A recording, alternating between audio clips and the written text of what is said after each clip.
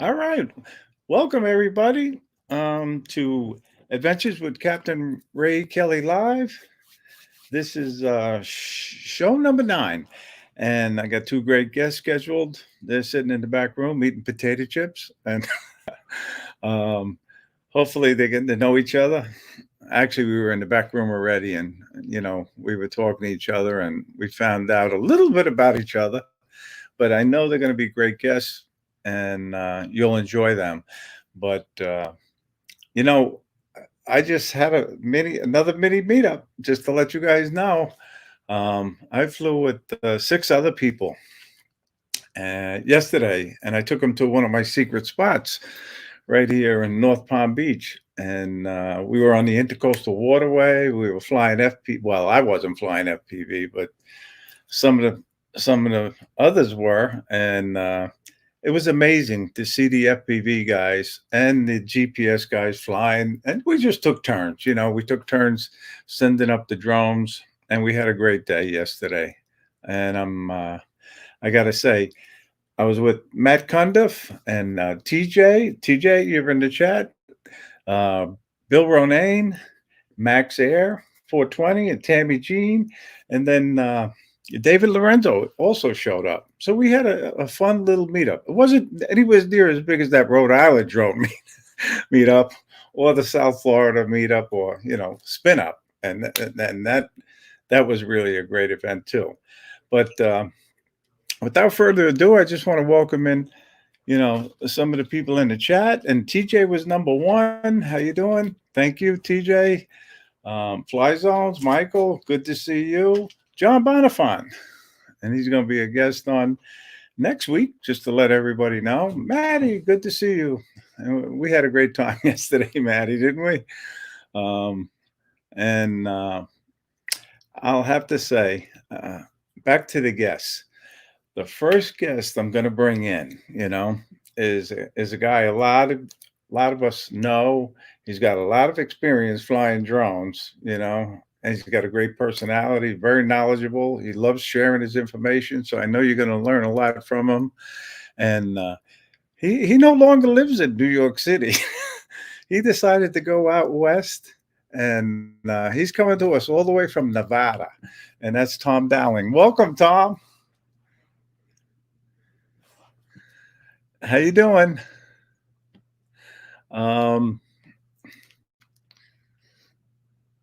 I can't hear you, Tom, just to let you know. Hey, Ray, we'll start over. Hey, how's everything going, Ray? Like you said, welcome, Tom. He's coming to all the way from Nevada. It's the How you new doing, computer Tom? sitting here. Good, Ray. Good. Hey, everyone in the chat. Good to see you, Ray. Yeah, good to see you. I know you're getting settled in out there in your new home, and you did that cross-country trip. Um, and it looked like you were having fun doing it. It was an experience. Like everything else in my life, I researched the heck out of things. So, I had tons of research under my belt, but really, first major RV, and we did 2,700 miles in it across 12 days across the Wow. country. Yeah. But Did you? we stopped at about 8 spots across the Okay. country. Yep. Some for a couple of days at a time. Did you have any favorite spots that you care to share with us? Yeah, we stopped in a spot in Ashland, Kentucky, at a state park, and I think it was $22 a night we Oh, paid wow. ahead of time. Right, we show up, and the spot was just so secluded and completely level. We pulled in with no heartache whatsoever. And we woke up in the morning and found out we were maybe 30 yards off from this lake. And it was just gorgeous, just beautiful. But you know what we found out going across this country? This country's a gift. We went to Maryland, and then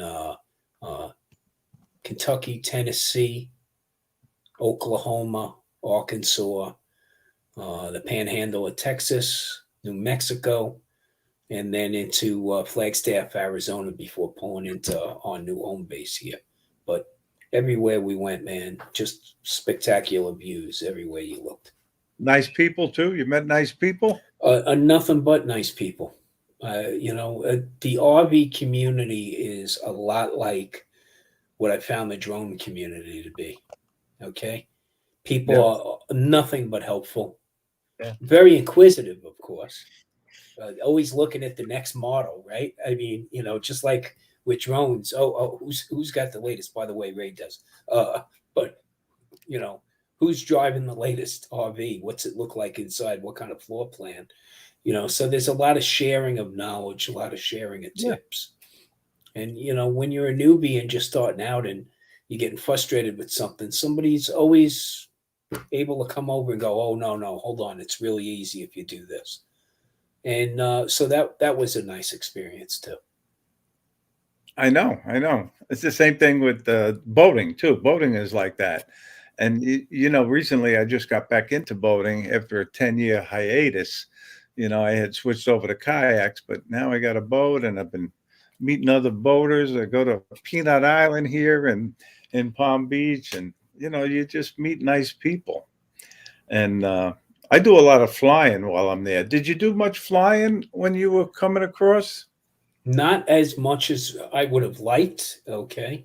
Also, I pulled a bonehead move and left the battery charger for my Nikon mirrorless full frame camera packed in a pod headed out west. Okay, so Okay. you know, so a couple of snafus there. I tried to put up the drone a couple of times. Was cognizant of a couple of places I wasn't allowed to fly, but a lot of it was focused on making my way, towing this thing cross country. So, you know, but That was one thing that's really nice about the RV is the fact that it gives us a measure of freedom. Like we went out just the other day to Gene Dry Lake Bed out here, and we plan on bringing the RV out and just parking it out there. It's on Bureau Land Management, and waking up in the morning to the sun rising across the dry lake bed. Being yeah. able to put up the drone, and then as the day progresses, you're going to have sand rails just racing across the dry lake bed. So again, another opportunity for some good aerial photography. Oh, you're gonna enjoy it. You really are. You're gonna love it. It's like you're going on an adventure. Every day could be a new adventure for you. Well, that's what we're hoping for, right? Yeah, That's yeah. what Well, we're I wish hoping you the for. best of luck out there. That's for sure. Thanks, You Rick. deserve it. You did 40 years on the New York City Fire Department, and maybe we could talk a little bit about that because you had a very interesting job, didn't you? Well, I finalized my career being the deputy chief information officer for the job. So I was heavily involved in all the technological initiatives within the agency, and one specifically you'd like to talk about, I guess, would be the robotics unit Yeah, and the formation of that team and some of the efforts that went into that. It's very gratifying to see how ideas become a part of the fabric of an institution like the fire department. And it's not an easy thing. We think of the New York City Fire Department, we think, wow, high dense populations, one of the world's largest, a force of over 18,000 members. It's huge. We got the budget of most developed nations. Okay. yep, So but the fact remains, it's a steep road to travel to try to break something new in. And we were able to do that with a concerted effort from a lot of different sides of the fence. And dealing with some of the cultural aspects, when we weren't looking to put anybody out of a job, we actually wanted more intelligence, okay, at the scene. Some of the things I've had to deal with in my career is one big one people don't realize is information overload. We collect information from so many different sources, but how do you digest it and how do you leverage it and put it into action There's huge gaps there that have to be navigated. And the worst thing you can do is inundate an incident commander at the scene of a large scale operation with too much information or too much noise that competent and informed decisions can't be made. So one of the goals of starting this robotics team was being able to leverage some of this technology. A couple of guys get together and they bought themselves a Phantom 2 and started hanging GoPro cameras off of it and going, hey, look at what we can see. And of course, it evolved from there. You want to keep the big boys and their toys at bay so they don't get themselves in trouble, which can often happen. And of course, in an agency like the FDNY, which has to have a wireframe of operational procedures around it, you want to make sure you keep people on reservation. So we made a concerted effort to leverage the technology as early as possible and reach out to counterparts throughout the public safety environment and see what other people were doing. And with that, we were able to foster relationships with other departments and other three-letter agencies at the federal level and get some support and help. And we got a lot of support out of Department of Homeland Security. Okay. They were very involved. Did they have like a drone unit before the and well, they were leveraging drones in various manners, but not necessarily a sanctioned entity within the department. Right. But the fire department also, well, New York City's fire department, some of the larger municipal fire departments, we have groups that actually work outside of the agency as well. Okay. So we have an urban search and rescue team. You saw Team 1 that can deploy anywhere in the world at the request of the federal government and leverage our collapse rescue expertise. Right. We also have the incident management team, which can go anywhere in the United States at the request of FEMA and DHS. Incident management team has been very instrumental in fighting some of the wildfires on the West Coast, in fact. Not so much being in the trenches and fighting the fire, but managing large-scale incidents, the logistics that go into it. And part of that is collecting data. So the drones fit into that also. Now, that's the first time you heard me say drones, because when in the department, we talk about it as robotics. And it's not just aerial. We have terrestrial and we have marine-based drones as well. So, but think about it. In a city like New York, you have a multitude of incidents that happen on a daily basis. EMS alone does over 1.7 million jobs a year. Okay. And then figure there's several 100,000 structural fires a year within the New York confines of what constitutes New York City, which is 5 boroughs or 310 square miles. But we have to be very aggressive in firefighting within New York City because of the population density and the density of the structures. So what happens is when an apparatus responds to the scene, there are positions on that fire apparatus where the firefighters have various primary duties. Okay. And on truck companies or ladder companies, one of those duties is called an OV, or outside vent member. And that's the member that would climb the ladder to the roof and start to strategically cut openings in the roof to try to vent, the gases, the smoke, the steam, so that the interior members fighting the fire can be safer in their operation. Well, what happens up on the roof is the roof gets covered in smoke. Well, where are those members operating? Yeah, they have self-contained breathing apparatus on, but the incident commander on the scene does not have visual line of sight of those members.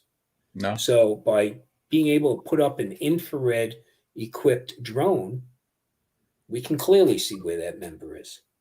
And depending on the skill sets of the members flying those drones, you can also make out where there are hot spots in the areas in which the Right. firefighters are operating. So the way we approached it with the New York City Fire Department wasn't so much as, hey, you know, we got a new toy and we want to try to see what we can see with it. No, we started from the same place we start most operations. How do we keep our members safe? Safety, number Job one. one. Number one, right? Because if we're not operating safely, how can we be expected to safely rescue or remediate a medical Exactly. issue with somebody, right? So force protection was the number one thing that we wanted to deal with. And that's where the drones came into play. That's where the ground robots come into play. Because, you know, you think about a hazardous material situation. When you have a hazardous material situation, you have to create a hot zone right away and exclude anybody from entering that hot zone. Then members operating in the warm zone have to operate with certain protection in place. Now, an able-bodied firefighter in peak physical condition with a 60-minute bottle of air on his back in level A protection, the highest level, will probably get 15 minutes worth of breathing air out of that tank. Okay, because of their metabolism. Okay, so now by the time you get a firefighter to don that protective gear, get into the scene, identify what the commodity is, come back out. We got to decon that member, send in another member to start figuring out how we're going to mitigate. When we can send up a drone, okay, an aerial platform, or we can use a ground robot to go in with environmental sensors or photo analyzers, H&M photo analyzers, sniff the air, identify with cameras and audio what we're dealing with, looking at, or hearing, and then figure out how to mitigate the situation without putting members at risk. Okay.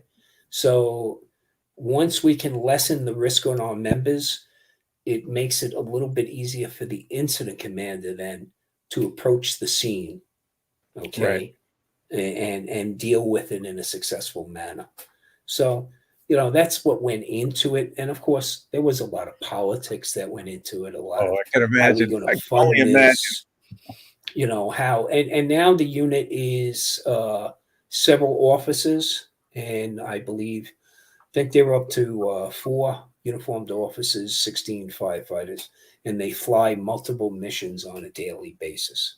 So it's a Wow. full company now that operates, and they respond to the 5 boroughs. They respond what's called citywide, and they Mm. probably fly 12 to 14 missions per day in New York City. So, Well, I tell you, it's amazing, Tom. I mean, I love listening to you talk about this stuff. You know, I'm fascinated by it. I think I had told you, you know, a while back that if I wasn't a police officer, I would have been a firefighter. You know, and I give you a lot of credit. You know, and I don't mean to cut you off right now, but we got a guy in the back room, and I want to bring him in, and then we'll talk to him for a few minutes, and then we'll talk among ourselves. So let me bring in our next guest. He's a awesome guest. There's no doubt about it. He's going to come to us all the way from Rhode Island, and his name is Bob Fiore from the Rhode Island Drone Meetup Group. How you doing? what's Welcome, up, Bob. Bob? How's everybody doing? Good evening. How are we all? Nice I'll to tell you, see you. sitting in the back room eating the potato chips, listening to Tom. I got to tell you, that's some amazing stuff. Seriously, I it's the know. amount of technology and everything. I could just sit there and listen to it all day. Exactly. Technology for good, right? Yeah. Yeah. No, well, you know what's funny is when it gets all the publicity, it's usually over something bad. You know, somebody did something that we shouldn't have done. You know, but all the technology into the good, it's not as published. And you know, here you are talking about it. It's just it's good stuff. It really is. I know. Appreciate that. You know, but Bob, you know, I met you at the Rhode Island Drone Meetup, you know, in August. I think it was in August, you know, and you know, I heard so many good things about you. And when I am on the page, you're always putting up spectacular photos. Great How long stuff. have you been flying drone, and where did you learn to take photos like that from a drone? A lot of trial and error for starters. I've only been flying drones for about 3 years, a little over 3 years. Started off with the original Mavic, and started going up that route, and just kept trial and error. I've been taking a lot of photos lately of sunrises. That's one of my things I enjoy doing. I'm up every morning very early, whether I'm working or not, and it's a nice way to start the day. But back to your question, it just self-taught. I just started trial and error, I guess, is the easiest way to put it. Okay, okay, that's interesting. Now are you Part 107? I am. I decided that. Hmm. Well, so you put yourself out there. I have a YouTube channel, and it's not it's not anything really big or anything. But when you put yourself out there, you get some interesting scenarios. And I'll give you for instance, I got my Part 107, and we have such beautiful areas out here in New England, and that's one of the things I like to do. I like to travel all over, not just Rhode Island, just anywhere in New England. But while I was in Rhode Island, I was in this phase where I was focusing on the Newport Bridge. I happened to get an email from a producer at PBS. They were doing a 50th anniversary or 50th birthday of the Newport Bridge and the story of it and all the hassle they had to go through to get it to go. And he asked me if he could purchase some of the photos and the videos that I had in that video. And I was like, sure, yeah, let's. So then in the conversation, he said, well, how would you like to do some drone shots for me? I said, well, yeah, give me a list of what you're looking for. And I ended up being the main source of all the drone shots throughout the entire documentary on it. And all that happens when you just put yourself out there, and not just for the big channels. If you just put yourself out there, it's amazing who stumbles across in this big wide world of YouTube. See, now that's amazing. I didn't know about this, and it's amazing, Bob. It really is. And Tom is a great photographer too. We didn't really talk about his photography, and we'll get into that in a few minutes. But you put up your photos, and I don't just make a comment to make you feel good. I really mean they're absolutely amazing. They are. They're stunning. Well, I You appreciate know, that. Thank you very much. Thank you. I can't say enough about the Rhode Island Drone Meetup group too.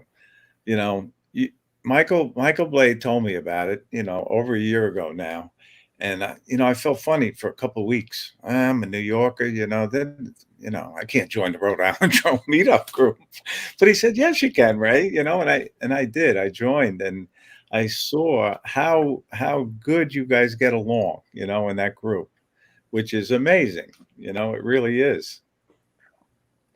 Well, I'll tell you, that's what brought me to the group too. All the positive support that everybody seems to share with each other, and as far as just Rhode Island, no, I think Mark was really putting out there all over. I mean, we love seeing the shots from the others from New York City to Florida to Arizona. I mean, there's so many beautiful places around the world, and to see these drone shots that I otherwise wouldn't get the chance or the opportunity to see, it's amazing to see it. So from all over, it's always welcomed. Yeah, no, it is. And before I forget, I don't know if I said hello to Mark in the chat, but Mark, welcome, and Eddie Nunez, welcome. Scott, Jackrabbit, how you doing? Michael Blade, good to see you. Arco, and Fly Guy Merrill, and So my only problem with Mr. Fisher was he almost ran me down with his Maserati yeah, in the parking lot of the hotel. The wife, I didn't get the right reaction out of the wife. I think she was looking at an insurance payday there.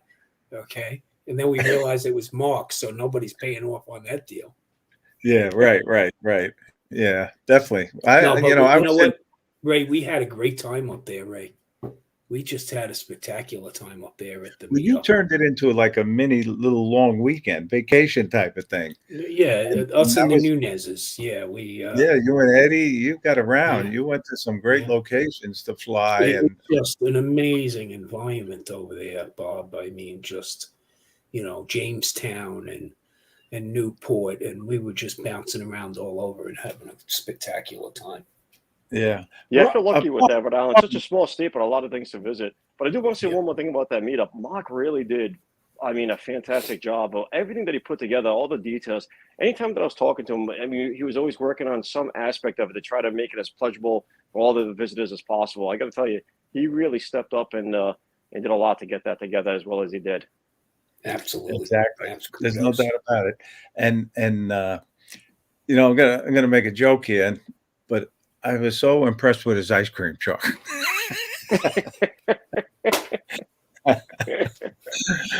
And he bought us all ice cream, and thank you again, Mark, for that. You know, it was just a good time, you know, and the fact that, you know, he gave away, not that it's all about receiving giveaways, you know, but it's nice, you know, when you go to an event He had like a nice that, lineup. Yeah. you get your raffle ticket, you know, in the back of your mind. I don't care who it is, you want to win, you know, and I was so happy to see the people win, you know. Yeah. Oh yeah, the enthusiasm on their faces. It was priceless. Exactly. And again, I got to thank you guys and the Rhode Island Drone Meetup group for sponsoring the second annual South Florida Drone Meetup. You know, Mark and Gary, and I know a few of you are involved in putting a donation together for us. And you said you're going to donate a Mini 2 that we can raffle off. And I want to say thank you. Really, it means a lot. Yeah, no, it's fun. Yeah. So Tom, you're going to have a meetup out in the Vegas area. You know, we got to figure out. We got to get Johnny, okay, to start putting the scheduling grid together, so we don't have too many conflicts.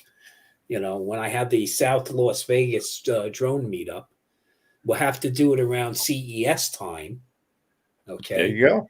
So we get the crowd who's coming out to CES. Yeah, that's in January, right? If I remember right. Yeah, it's coming up in January. We're trying right now, Ray, to see if we can schedule ourselves to be at the South Florida meetup. Good. I'm glad to hear that. We're just trying to figure out the flights and all. But yeah, so you know, it's the thing with these communities is that you meet so many great people. Okay. You're right. Whether it's at the meetup, I mean, we met so many fantastic people at the Rhode Island meetup, and we kept on getting together over the weekend, you know, at different spots with different people, and just had a great time. And the other thing we found out in, you know, sometimes it can get difficult to fly in the New York City area, and there are a lot of Karens out there that, you know, gunning for you. Eddie, in fact, just had a situation where he was flying early in the morning, and of course, somebody complained, and the park police showed up. But what we found in Rhode Island was the exact opposite. People were friendly, actually came up to us and said, "Oh, can I see what you're, you know, capturing?" And it was just a great experience. You know, we didn't have any Karens or any real negativity. It was a bunch of people who were curious and wanted to see what it all looked like, and then asked 1,000 questions after that. So, you know, wherever Eddie Nunez and myself were flying, somebody would come up, and whoever didn't have hands on the sticks at that time, you know, held a conversation with the spectators. But it was a good time, really good time.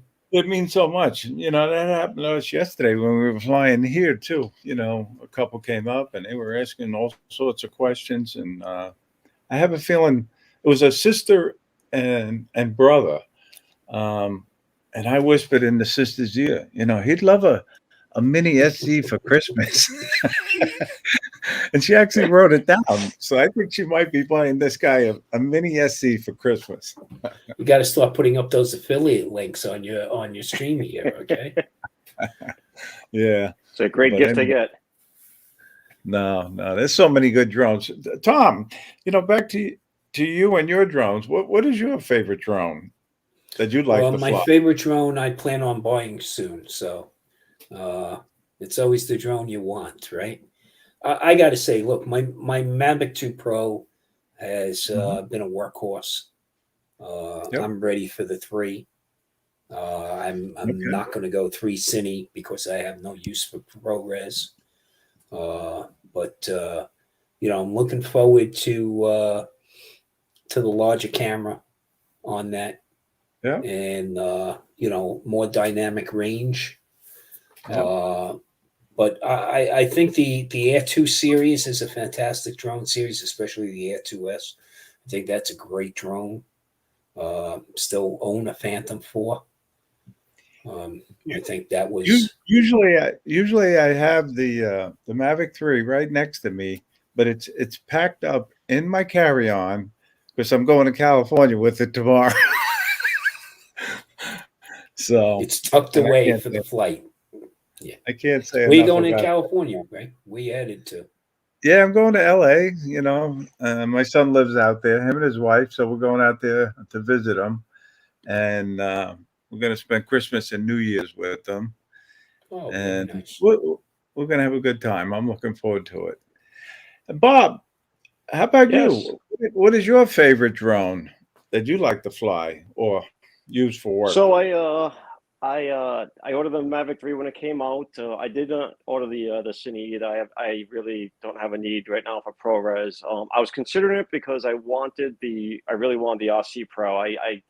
I'm frustrated with flying with my camera, my phone. Yeah. But then they had it available with the RC Pro right away, so I ordered it with that, and I'm enjoying it.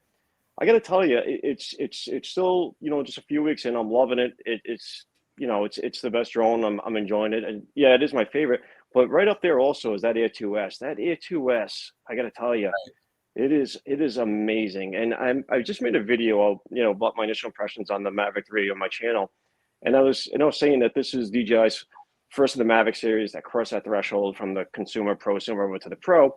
And but if you're looking for that value as a consumer, whether we can fly with the value and performance, the Air 2S can really deliver some fantastic. I don't think you can go wrong with it. But right Yeah. now, it's hard to get away from the Mavic 3 now that I own it. Yeah. I was going to give my son my old Air 2, when I got the Air 2S. And then COVID hit, and we didn't get out there, and I didn't want to ship it to him. And next thing you know, a year passes. So I talked it over with my wife, and we decided to give him an Air 2S for Christmas. Him and his wife. It's a joint gift because she flies too. And I Nice. said, I shipped it. Best Buy had next day shipping, man. He had it the next day when I ordered it. I told him, you can't open it until Christmas. Yeah. It's a fantastic little drone. Oh my goodness. And very capable. Hey, Chris, how you doing? Thank you for coming in. And Johnny, good to see you. Always good to see you, my friend. And I get the Air 2S let is perfect backup to the 3. Also, yeah. I mean, I find it hard to fly with only one drone. Just like traveling with one camera, it gets me. I get jumpy. Gotta have that second camera. Tom, now, your channel is Lens Capture Online. Yeah. And you do a lot of photography, right? Well, that was my side gig for 40 years in the department. Right. I did photography. Everything from portraits and weddings. I shot weddings for almost 2 decades, to shooting boudoir and lingerie photography. Okay. So that sounds interesting. I've been fortunate to get around there in the photography world. So, but I love landscape. I love wildlife. I was fortunate to spend some time in a wolf preserve, Nice. photographing wolves, and just the appreciation for, like I said, this country's a gift. It is. No doubt about it. Just what we have here in this country alone. I mean, you talk about, I made a trek of 2,700 miles, and each mile was a unique experience in this country. So, that's what I love now is, especially getting out there, Bob, early in the morning. Yeah. Those sunrise, look, there's 3 sunset photos to every sunrise photo, and that's just because we're lazy. Okay. Yeah. But getting You out know, there in the morning, that golden hour, it's spectacular. you're Spectacular. talking about wildlife photos. Yesterday, when I put up the Mavic 3, and I just let it go up about 100 feet or so and let it hover there. And I'm not good at sharing, but I'm going to try to show this. That shot with the manatees. Yeah, I This is seen the that photo. Mavic That was 3, and incredible. it's a Amazing. mother and her calf manatee. Calf. Yeah. And I mean, it was, I said, wow, I've been trying to get a shot like that for years now. And yesterday was the day. So, Well, but see, anyway, photography. That's why I, sometimes you'll hear me on some of the other streams. I'll do a tool tip or something, because our drones are it's a tool, it's a platform. Okay. What it offers us, it offers us a unique perspective. right. So I tell people, when you go to photograph something, don't center it. Don't, we all look at things the same way. It's boring. It's, you have to compose your shot. You got to make sure you add those elements into the shot that you want your viewer to see. The best photograph draws the viewer right in and brings them right to what you want to show them.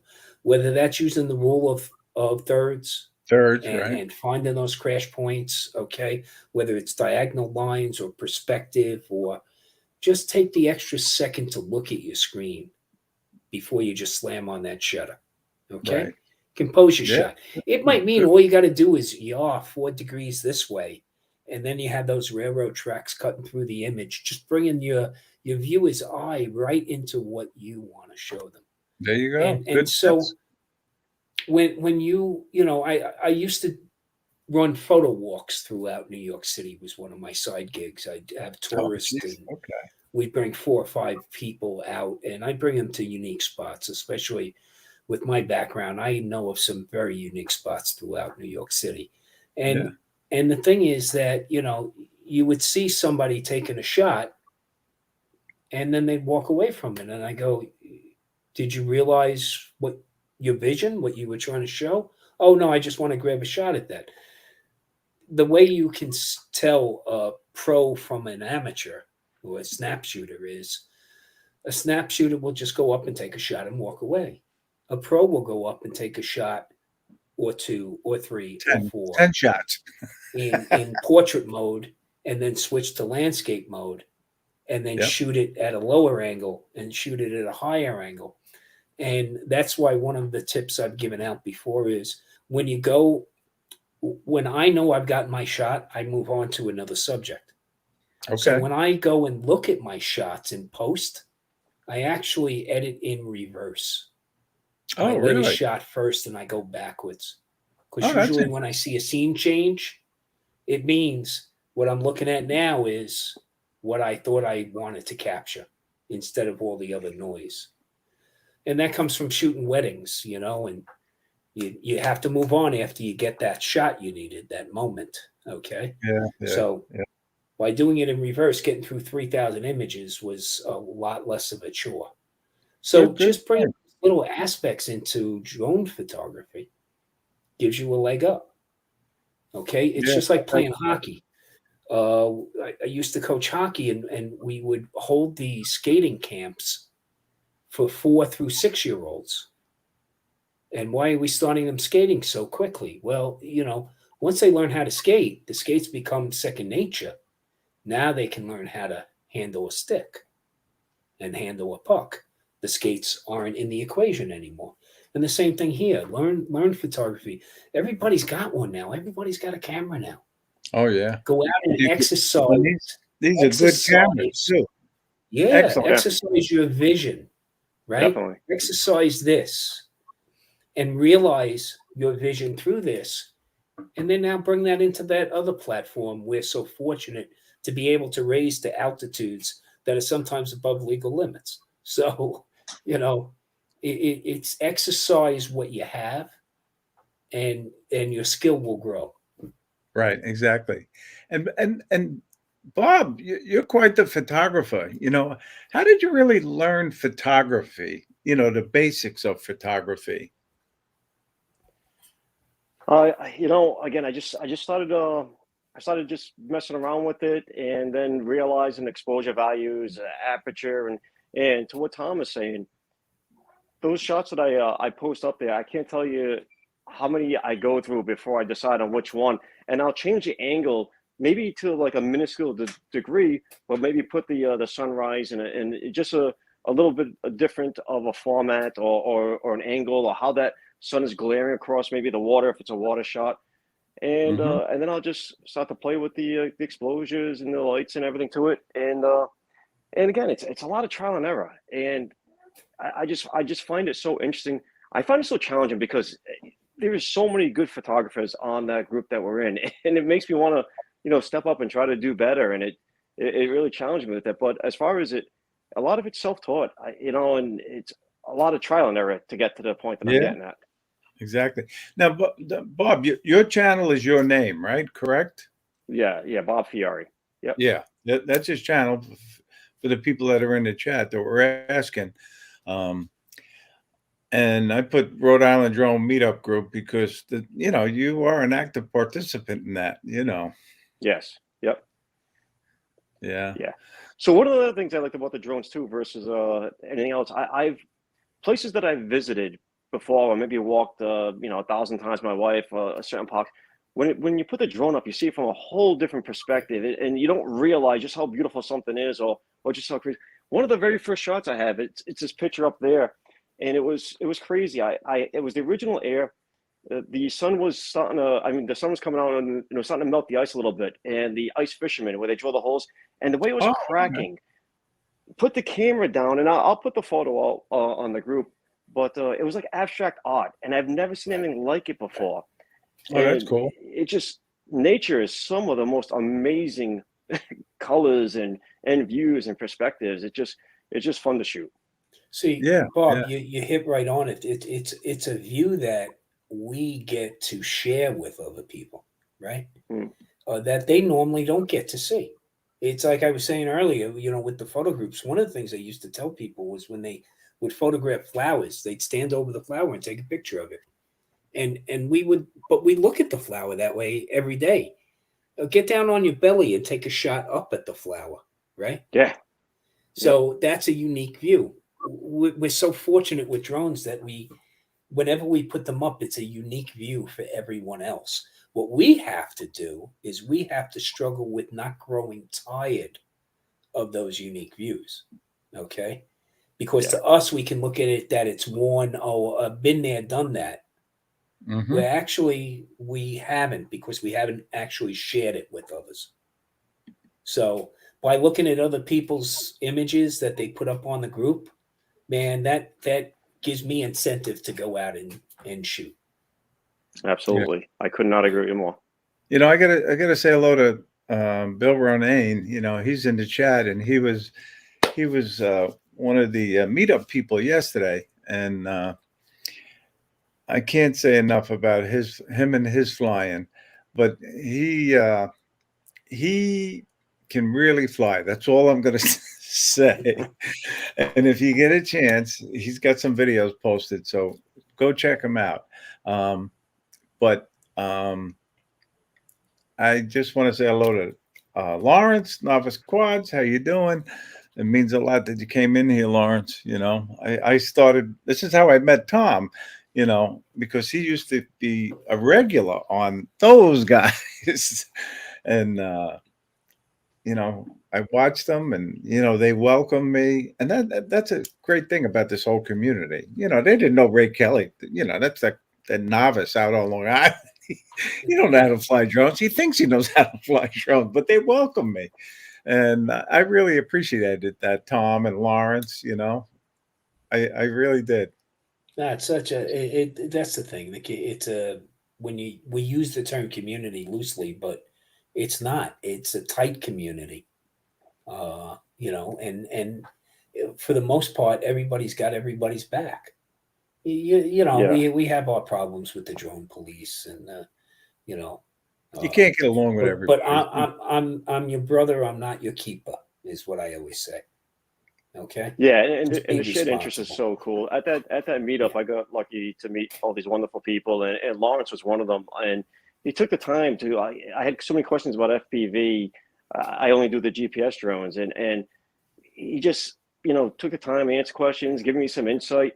And then we bought some goggles, and I got to first person view one of his flights. It just, and again, that's just the community. It just welcomed me into it, and just showed me that perspective. And if I had the time, because that FPV, and you really got to put the time in. I was talking to Michael Blade about that, and it's just something that's really interesting. But I just don't have the time right now that you need to put into to dedicate to that. They're crack dealers, Bob. They're all crack dealers. Yeah, aren't they? Okay, they all of them. Yeah, I'd say. I really look forward to meetups myself. I like flying with other people, whether it's one person or two or five, and those guys. And you guys had a great meetup this summer. In July. We went into Brooklyn. And that park that you pulled out there, that was amazing too. I mean, a yellow sunken submarine, right there. Yeah, that must 50 have been yards off the shoreline, man. Wow. And it was amazing.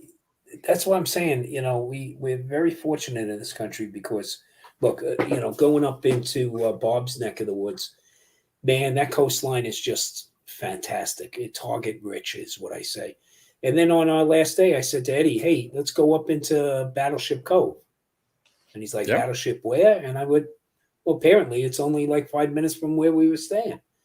So, and then, I trip over things out here all the time. You're driving down a road and something looks weird and off in the distance. And I came upon a thermal solar farm with 3 suns just hanging in the sky, what looked like. And when I got closer, I realized what it was. It was all these articulating mirrors pointing the sun's rays up at this water boiler hanging in the sky, basically on a tower, but it glowed like the sun. It just, so you just go places across this country and you just see unbelievable stuff. And Ray, that picture of the manatees, that's definitely a wall hanger right there, man. Yeah, I gotta say, thank you, Mark. Definitely. He made it the photo of the day on the Rhode Island Drone Meetup, and I was very happy to see that. Thank you, Mark. But Lawrence he's telling us in the chat that next year's meetup in Brooklyn or wherever he's going to have it in New York City, it's going to be better.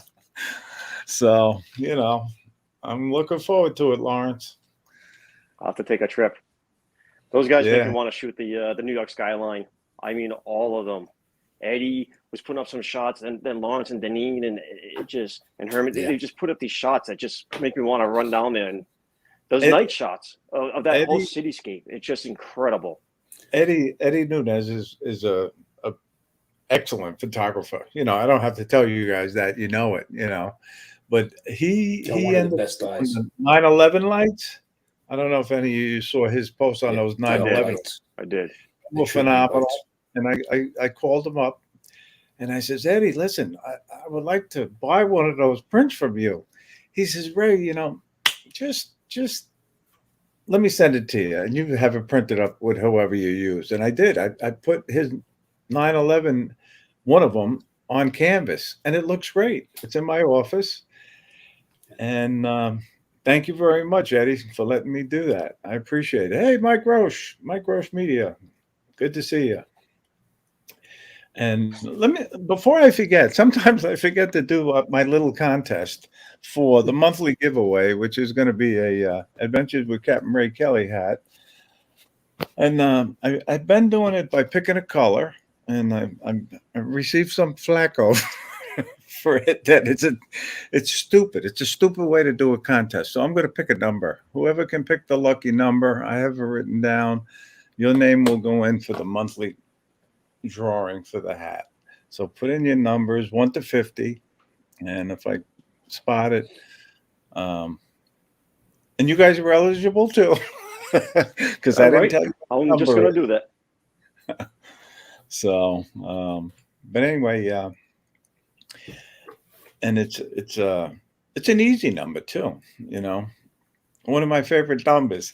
But back to you, Tom. You know, I know you're adjusting out there, um, and it's got to be quite a change. It really does. I mean, New York City to Nevada. You know, Well, you know Yeah. what's funny, Ray, was we took a drive yesterday we gotta on win. Wait, drive. wait. We gotta win a Oh, you got Gary it. Brand Aerials. You got the number. 44. Congratulations.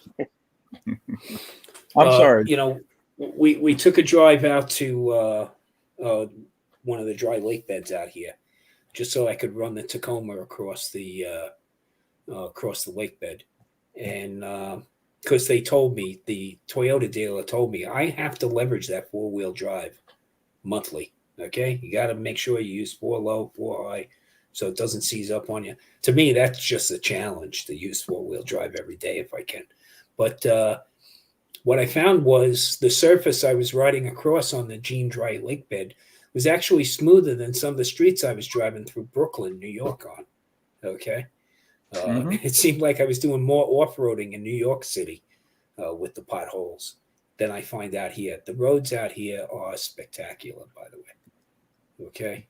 Smooth, just amazing roads. Nice and wide. So driving around here is a pleasure. Oh yeah. One thing I What a do big enjoy change. is driving, but put me in a traffic jam, and I'll tell you, that's the best sleep medication on the planet. Okay. I could get out of the truck, let the wife jump in the seat. I go in the passenger seat, I'd be wide awake. Okay. But stop and go traffic, man, would put me to sleep. Out here, I can drive hours on end without any problem. It's just amazing. Just the vista you have in front of you. Plus, the speed Well, limits aren't too bad out here, right? So, I've been to you know, Vegas. You know, I like going to Vegas. Not that I'm a big gambler or anything, but I like going to the shows out there, the concerts, and it I did a something helicopter trip we, to the yeah. Grand Canyon, and that was Oh, phenomenal. that's nice. Yep, yep. We did last year. We did some hot air ballooning Oh, uh, okay. into Red Rock Canyon, which was Oh, nice. nice, That nice. must have been something. That was nice. Yeah, spectacular. I don't always tell the wife what we're going to do before we do it. Okay, unnecessary stress, I believe, is not healthy. So, but then she'll be mad at me for about 10 minutes or so until we're involved in whatever we're doing, and then she's awestruck by it. I had her do some zip lining across some mountaintops out here, so that was a unique experience, and Yeah. we got to take these 18 to 2,000 foot runs from one mountain peak to another, and they actually had put up the cables via helicopter and stretched Okay. them between these spots. It's just amazing stuff out here to do. And you're right, Ray. I mean, any show you want to see is basically going to be out here. Any concert you want to see is going to be out here at some point in time. I know. And you have to look at the casinos as a form of entertainment and not take it too far. But, we see our movies at the casinos. We go bowling at the casinos. Well, at the local casinos. We have beautiful local resort casinos by us. You know, I have a very We don't have to go sophisticated to the strip. I have a very sophisticated system when I gamble in Vegas or up in Mohegan Sun or wherever I go. Play play red and roulette.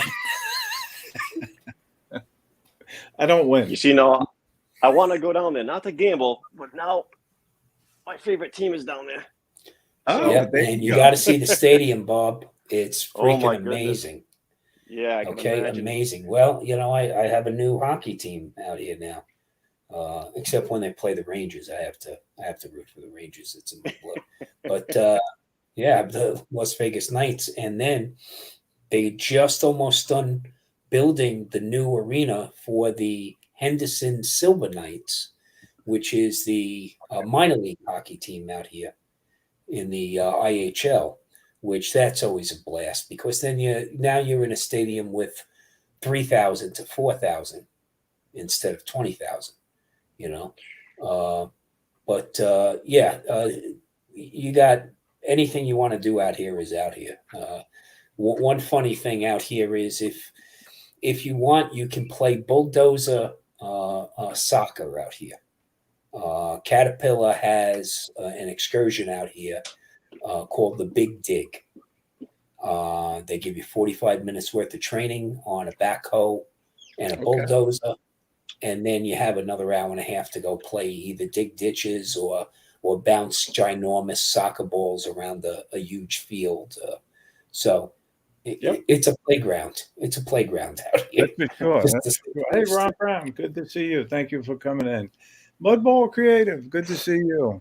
You know, I actually took a NASCAR course out here. Oh, did you? About it's almost 9 years ago. I got my NASCAR certification to drive on the circuit. So that was a 5-day experience. Yeah, that's cool. I would love that. Really cool. Able to hit 186 miles an hour. So, wow! But I still want to go to. I still want to break 200 miles an hour by going to the Bonneville Salt Flats. So, yeah, that would be a lot of fun. No doubt about it. Yeah.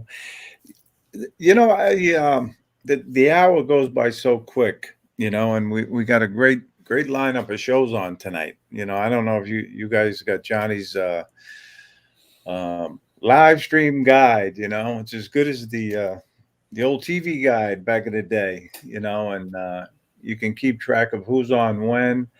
But tonight we got a full lineup. You know, the World Drone Community is on right after my show with Robbie and Al, and that's a great show. It really is. So he's going to go right on at 7 o'clock. We're going to end right at 7 o'clock. And another show, it goes on at 8.